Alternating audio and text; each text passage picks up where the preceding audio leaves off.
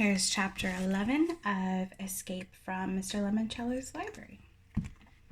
Eager to see what was inside the new library, the 12 essay contest winners quickly gathered behind Dr. Zinchenko. "This way, children," said the head librarian. "Follow me." The crowd cheered as they marched out of the ballroom, all toting their sleeping bags and suitcases. There was more cheering, plus some hooting and hollering, when they reached the hotel lobby and went out the revolving doors into the street. The new public library, with its glistening gold dome, took up half a downtown block, its back butting up against an old-fashioned office tower. The building was a boxy fortress, 3 stories tall, with stately columns that acted like bookends, because the windowless walls had been painted to resemble a row of giant books lined up on a shelf. "It's like a majestic Greek temple," gushed Miguel. "And the world's biggest bookcase," added Sierra Russell, who had finally put away her paperback. Velvet ropes lined a path across Main Street that led to a red carpet leading up to a flight of steps to the arched entryway and seriously steel, not to mention round, front door.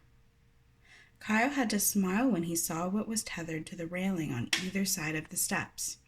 Balloons.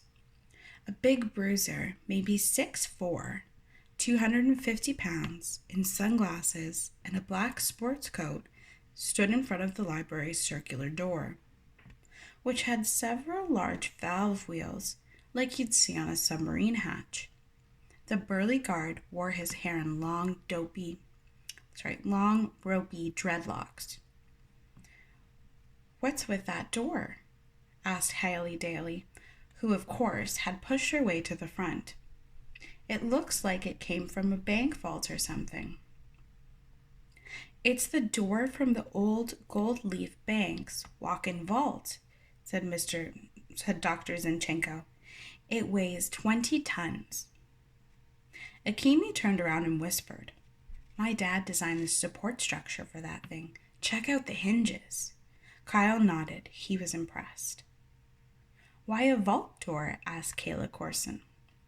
"Because," Dr. Zinchenko said, "one sleepy Saturday, when Mr. Lemoncello was your age, he was working in the old public library over on Market Street.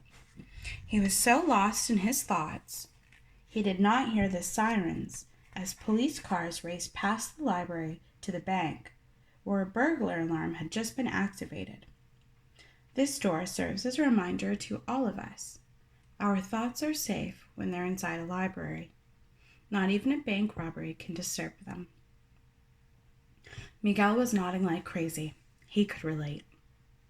"It also helps keep our most valuable treasures secure." "There aren't any windows," observed Andrew Peckelman. "Probably to stop bank robbers from busting in.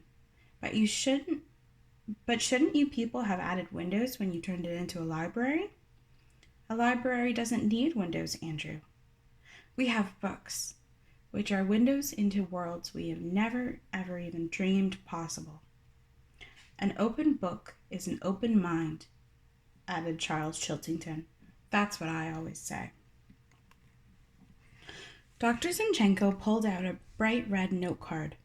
"Before we enter, please listen very carefully. Your library cards are the key to everything you will need," she read. "The library staff is here to help you find whatever it is you're looking for." She smiled slightly, tucked the card back into her pocket, turned to the security guard and said, "Clarence, will you do the honors?" "With pleasure, Mr. Z. Dr. Z." Clarence turned one giant wheel, spun another, and cranked a third. Noiselessly, the 20-ton door swung open. The first thing Kyle could see inside was a trickling fountain in a grand foyer of brilliant white marble. The fountain featured a life-size statue of Mr. Lemoncello, standing on a lily pad in the middle of a shallow reflecting pool, 10 feet wide.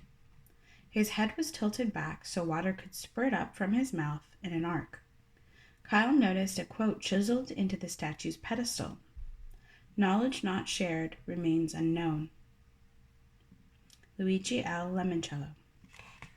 Beyond the fountain, through an arched walkway, was a huge room filled with desks. Beyond the fountain,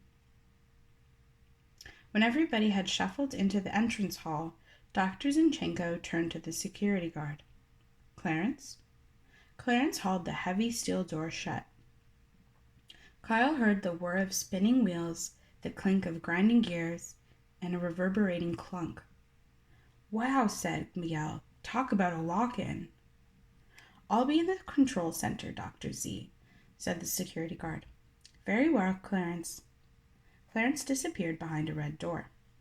"Now then, children," said the librarian, "you will all follow me into the rotunda reading room." As the rest of the group started filling into the gigantic circular room, Kyle checked out a display case beside the red door. A sign read over it, "Staff Picks, our most memorable reads." A dozen books were lined up on 4 shelves. One cover in the middle of the bottom row caught Kyle's eye. It showed a football player wearing a number 19 jersey, dropping back to hurl a pass. Kyle made a mental note of the title. "In the Pocket, Johnny Unitas and Me." Tomorrow morning, when the lock-in was over, he might use his library card to check it out for his big brother Mike. Wow! Everyone gasped as they stepped into the rotunda reading room and looked up. The entire underside of the dome looked like space as seen from the Hubble telescope.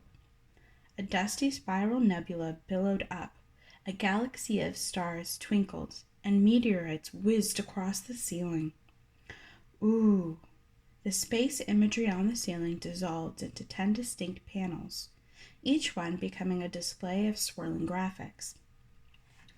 "Those are the 10 categories of the Dewey Decimal System," whispered Miguel, sounding awestruck. "See the panel with Cleopatra, the guy mountain climbing, and the Viking ship sailing across it? That's for 900 to 999.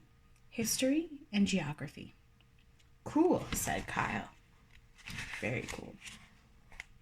Tucked beneath the 10 screens in arched niches were incredible 3D statues, glowing a ghostly green. "I believe those are holographic projections," said Andrew Peckelman, waving up at a statue that was waving down at him. The room under the dome was huge. It was circular, with a round desk at the center that was surrounded by 4 rings of reading desks. Kyle saw that half of the rotunda was filled with floor-to-ceiling bookshelves. The other half had balconies on the 2nd and 3rd floors that reminded him of an open atrium of an hotel he and his family had stayed at once. While everyone was gawking at the architecture, Dr. Zinchenko said the words Kyle had been waiting to hear all day. "Now then, who's ready for our first game?" And that's the end of chapter 11. Wonder what the game will be.